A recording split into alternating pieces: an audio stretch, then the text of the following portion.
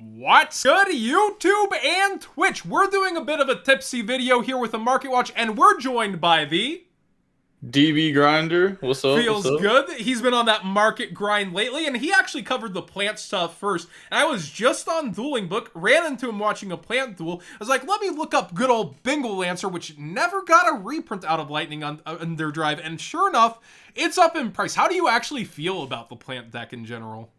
So I feel like the plant deck at the beginning of the format was like really bad because it loses really hard to trap decks like Labyrinth and Trap Tricks. But those decks are kind of dying off, so now plants are getting a little bit better as time goes.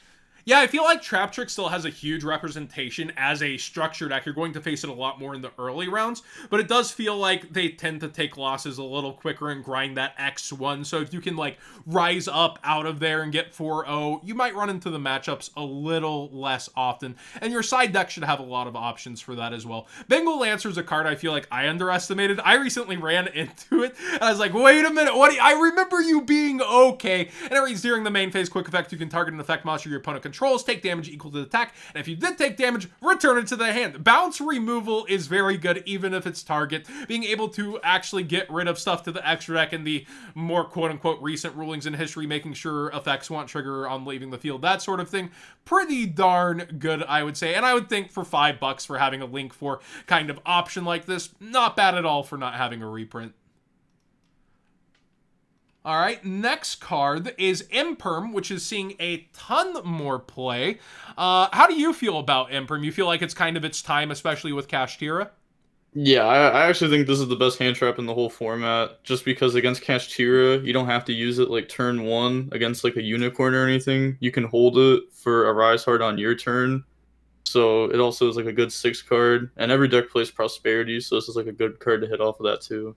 Yeah, and it's going to have an interaction with every single deck in the format, be it one of the trap decks or be it like you're facing against Branded. It's still going to get some kind of value in taking a piece of their board and forcing them to go to the next level of their play.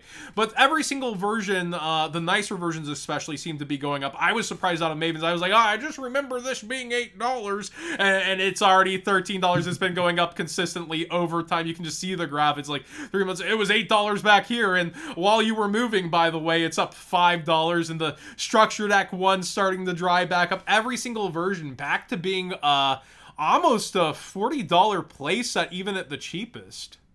Yeah, it's kind of crazy how much the super rare went up, because Yeah, it was not expensive the long ago. ultis, which actually do look a lot nicer than I feel like I initially gave credit for, $200 a piece back to max rarity prices as well.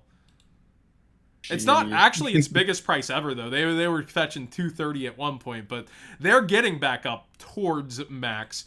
Book of Moon, Joshua Schmidt, I believe, just called it best book of the format. According to my chat, chat would never lie, right, chat?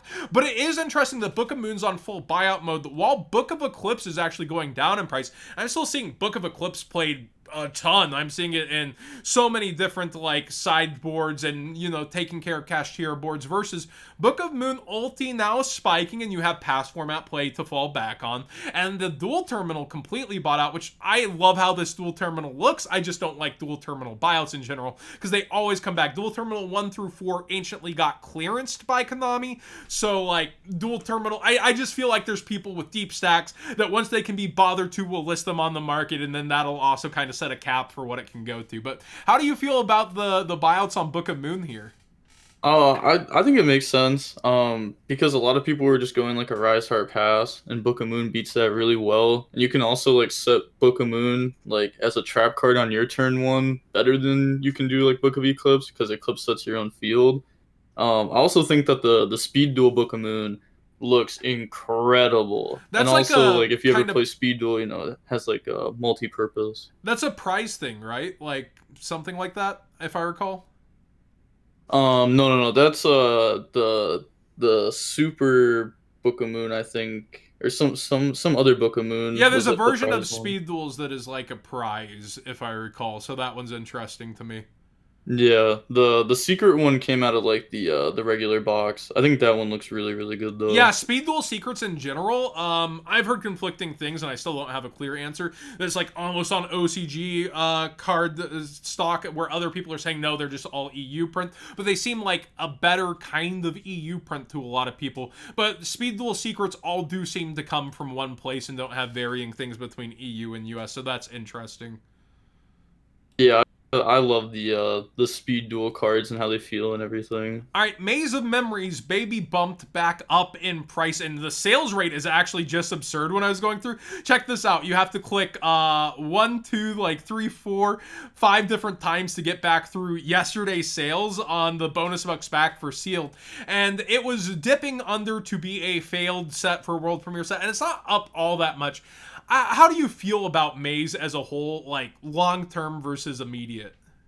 I'm kind of surprised that it was bought that much. I'm not gonna lie. The set doesn't feel that good, right? I mean, like with the Shizu cards and everything, kind of Oh not no, being no, worth that's money Maven's. anymore. Maze is the Oh, Baroness my World bad, Premiere my Gate bad, my Guardian bad. stuff. Wait, yeah, wasn't that the set that like only had Fleur in it though? Yeah, And it Floor had, is the main draw, and then you have collector rares. It has the Stardust card, which will probably appreciate over time. And then after that, Mhm. everything's almost 10 and under with Guardian Chimera. So, like, in the Ultra rares, you're only pulling 3.6 of them per entire case. And then the collector rares, to get an individual one of each mathematically, you should be opening, I think it's like 45 freaking boxes. It's almost 4 cases. So, it's one collector rare every 3 boxes. And so to get all 15 different ones, with Baroness being the huge chase, I feel like people kind of stocked up more because it's a world premiere set. Yet this time the world premiere wasn't the focus. It was kind of the history collection archive cards like the BLS, and you have the Stardust. Those kind of import cards I think were more kind of people's focus. Yet they're just not worth it, at least for now in my opinion. I think there's going to be a better chance to probably buy it. Yeah, I don't think the set's gonna be that great. Not right now. Like maybe if you hold on to it for a while, some of the stuff will appreciate in value. The Teardrop Rika Queen did get a little attention. It's been also going up a bit for the collector, which I agree with. Like, people were paying this much on the secret rare when the secret was the only option. So for people to pay, towards 50 now for the collector, that makes sense. But again, one out of pretty much 4 cases to see her, it's pretty natural that collector rares see buyouts like this. Especially with the waifu tax. Divine Arsenal AA Zeus has been going up, and I actually wanted to talk with somebody about Starlights here, because Starlights are getting a ton of BIOS. This one makes more sense to me than a lot of them personally, because it's a meta card, it's one that floats back in time and time again, and Zeus is just a really nice card in general. But how do you feel about Zeus in particular? Like, do you think this is pretty deserved, or do you feel like it's a little overhyped? And also, how do you feel about all the Starlight rare buyouts in general? Right now, the lowest for him is 480. Jeez. I think the Zeus one makes a lot of sense just because, like, it's a card that's always going to be played, and right now you need two of it because of Cash Tiro. So I think that's value is like okay.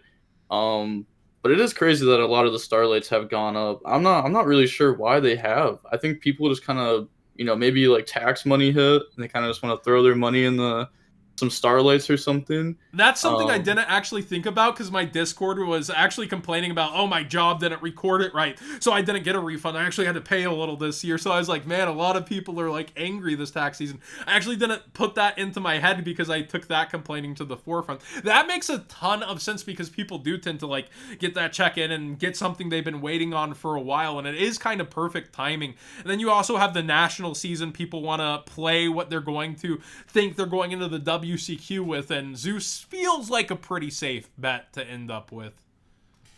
yeah, yeah. I I feel think like the I'm Zeus is not the good. biggest Starlight fan personally, but like I do also respect them. My problem with Starlights in general is we have the 25th rares coming, and Battles is going to have over 20 25th rares, which is essentially a Starlight with a 25th stamp in the text box. And then the next core set after is also going to have 25 different Starlight 25th rares. And so the market's about to get flooded on choices for those unless they do a ton of really good imports. So I feel like junk Starlights are going to fall out. It's going to polarize the cards that are good, like Zeus, to go even further. And it'll be interesting to see where they go. Yeah, yeah. It really depends on how those like end up looking, like if they look really well or not. Yeah, yeah, like the Adidas stamp turned out super nice. 10,000 Dragon turned out super nice, but quality control with Konami is that can be a bit of a something something. Like here's Illusion of Chaos. Its Starlight's going up as we have the secret rare going up and people are looking at the options they probably think will fall out less. I personally, even though it's a Dark Magician themed card, don't love the thought of this Starlight super long term. I guess it is kind of a Dark Magician art, but like I don't know. I just don't really like how it looks personally, but I get why people are going for it. And also, you have Master Duel, all these top content creators playing Dark Magician, leading people into the game. So people might just like start getting really hooked on Yu-Gi-Oh. But like, what do you think of this Starlight? I think it's an okay Starlight to like buy and hold on to, especially because like we've seen it in the meta before, so like it very well could come back. Like we don't even have adventure cards hit at all in this format. Yeah, that's super fair. Like, I think it has a lot of potential, and you are seeing it like start to spike upwards. But at the same time, I don't know. There's just something.